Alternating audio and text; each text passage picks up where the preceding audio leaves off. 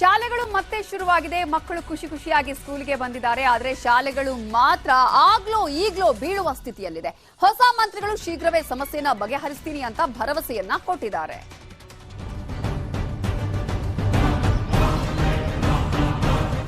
ಬೇಸಿಗೆ ರಜೆ ಅಂತ ಆಟ, ಕುಣಿದಾಟ, ತುಂಟಾಟದಲ್ಲಿ ಮೈ ಮರೆತಿದ್ದ ಮಕ್ಕಳು ಶಾಲೆಯತ್ತ ಮುಖ ಮಾಡಿದ್ದಾರೆ.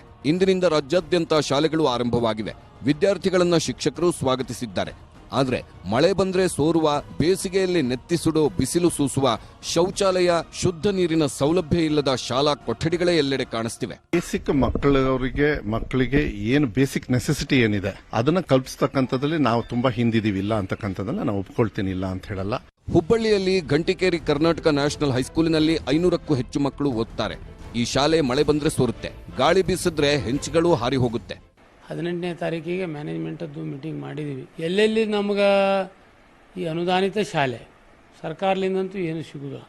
ಅವಧಿ ಒಳಗೆ ನಾವು ಪ್ರಾರಂಭ ಮಾಡಿ ಅದನ್ನು ಫೌಂಡೇಶನ್ ಹಾಕಿ ಹೋಗೋಣ ಅನ್ನೋದು ನಮ್ಮದು ಯೋಚನೆ ಇದೆ.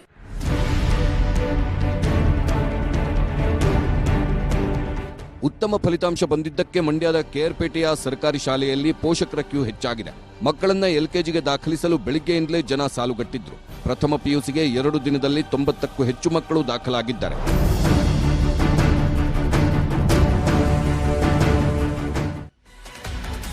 ಇನ್ನು ರಾಜಸ್ಥಾನದಲ್ಲಿ ಚುನಾವಣೆ ಹತ್ತಿರವಾಗ್ತಿದೆ. ಆದರೆ ಕಾಂಗ್ರೆಸ್ಗೆ ಆಂತರಿಕ ಕಲಹದ ಭೀತಿ ಎದುರಾಗಿದೆ. ಗೆಹ್ಲೋಟ್ ಪೈಲಟ್ ದಿನನಿತ್ಯವೂ ಜಗಳ ಮಾಡ್ತಿದ್ದಾರೆ, ಪರಸ್ಪರ ಹೇಳಿಕೆಗಳನ್ನ ಕೊಡ್ತಾ ಇದ್ದಾರೆ. ಅದರಿಂದ ಇಬ್ಬರನ್ನೂ ಕೂರಿಸಿ ಚರ್ಚಿಸಲು ಖರ್ಗೆ ಮುಂದಾಗಿದ್ದಾರೆ.